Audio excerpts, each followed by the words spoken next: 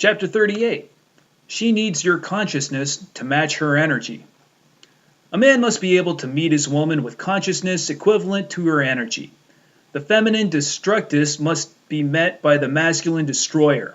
The goddess of devotion must be met by the god of all-pervading love.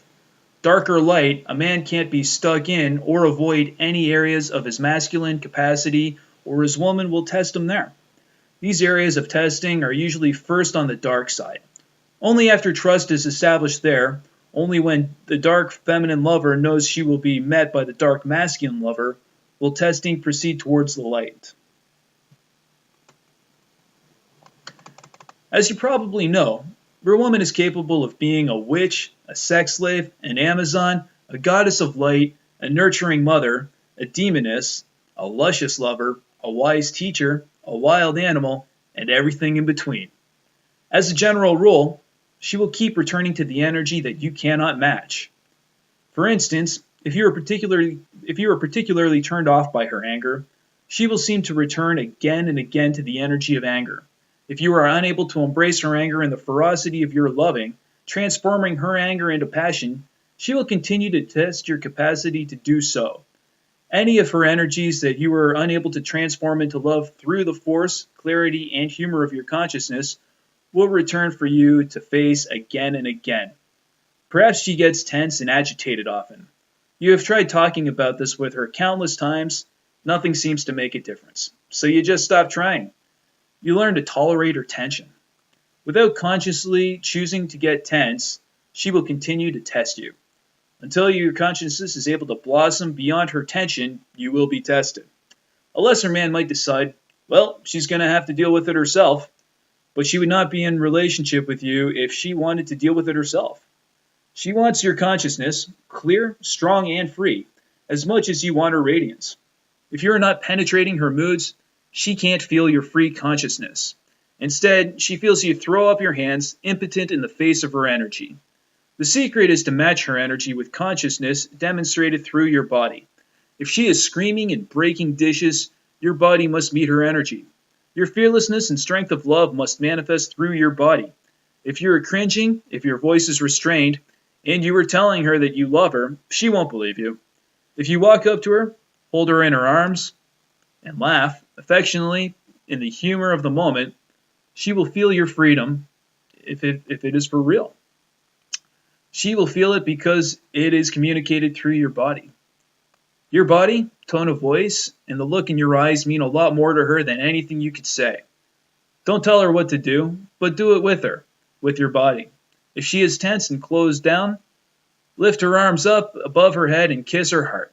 Don't just tell her to open up, actually open her up physically with the openness of your body. The same is true of her bliss. You must meet it bodily. If she is in the ecstatic throes of devotional surrender to divine love, then your consciousness must be just as free. Your body must meet hers full of relaxation, power, and trust.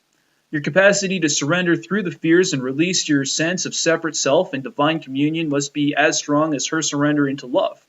And you must show it through your body, not just your words. If you surrender into communion is not as strong as hers, she will return to the place of your limiting fear, your weak link, and test you there. If you collapse or react with unlove when she questions your financial ability, she will continue to do so. If you feel weakened when she questions your sexual ability, she will continue to do so implicitly or explicitly. She will never trust your lighter masculine capabilities until you have proven your darker masculine capabilities. Your woman has an intuitive knowledge concerning your consciousness. She knows that if you are not free to meet her dark destructive energy and ravish her in love, you won't be free to meet the dark destructors of the world, who will challenge your spiritual freedom with strength and love. You need not concern yourself with pleasing her. That's not the point. She is offering you a gift. She is presenting you with an energy in the form of her mood and emotion, offering you an opportunity to learn to master this energy with your fearless loving. Whatever energy she offers you, you can be sure the world will offer it to you as well. If you have ever tried to increase your income or magnify your spiritual clarity, you know that the world will test you. Only through your persistence, fearlessness, and loving service does the world yield to your efforts. And the same is true of your woman. You are not trying to please her. You are learning to pervade the world, including her with consciousness and love. That is what you are here to do. The world will test you with dark, wild, and resistive energies financially and spiritually, for example, in the same way your woman is testing you emotionally. If you hide your deepest gifts from her in fear, you will also hide your deepest gifts from the world in fear. If you give up at a certain point with her, you will likewise only go so far in the giving of your gift to the world. Your woman knows your weaknesses better than anybody. She knows where you will falter and give up. She knows the degree of mediocrity you will not settle for, or you will settle for. And she knows your true capacity as a full man, a man free of consciousness and love.